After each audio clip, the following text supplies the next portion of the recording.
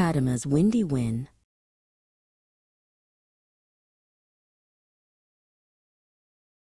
It was a bright Thursday morning, the kind where the sun looks warm but the air feels crisp.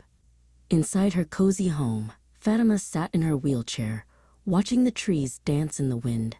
She was 24 and had a spirit as vast as the sky. At her feet, Figaro, the gray tabby cat, let out a soft meow and rubbed his head against her footrest, sensing her excitement for the day. "Good morning, Fatima," her father, Levent, whom she called Baba, said as he entered the room. He could see the sparkle in her eyes.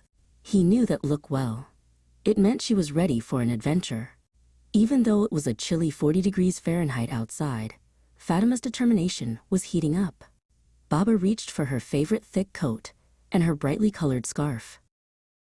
Fatima's mother, Gulsen, came in with a smile. "It's quite windy out there, Fatima," she noted, checking the thermometer.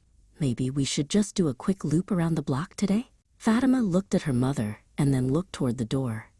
She didn't want a short walk. She had a specific destination in mind. They stepped outside, and the wind immediately greeted them with a chilly whoosh.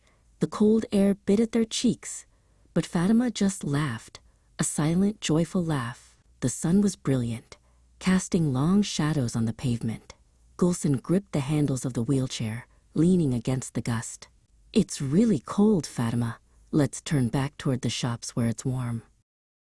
Fatima didn't hesitate. She used her strong gaze and pointed her hand firmly toward the street that led to the big park. She shook her head no to the shops and yes to the trees.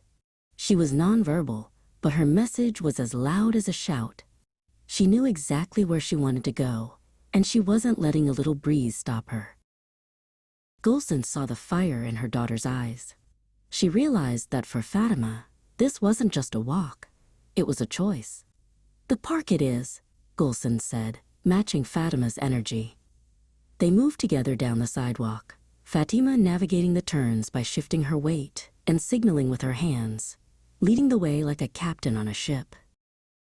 As they reached the park gates, Baba Levent was there to meet them, having finished his errands early. He saw them coming and waved. The wind was still whistling, but the sight of the playground made Fatima's face light up. She began to bounce slightly in her seat, her excitement growing as they neared the tall metal frames of the play area. "You made it!"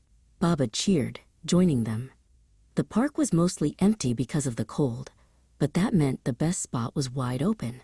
Fatima steered them past the slides and the sandbox. She had her eyes on the prize, the big, accessible swings that allowed her to soar safely and freely. Gulsen helped Fatima transition to the specialized swing. It was a moment of teamwork and trust. As the safety harness was secured, the cold wind didn't feel like an obstacle anymore. It felt like an invitation. "Ready to fly?" Gulsen asked. Fatima answered with a wide, glowing grin and a firm nod of her head. With a gentle push from Gulsen, Fatima began to swing. Higher and higher she went, her feet reaching for the blue sky. The wind that had tried to keep her inside was now the very thing that made her feel like she was flying.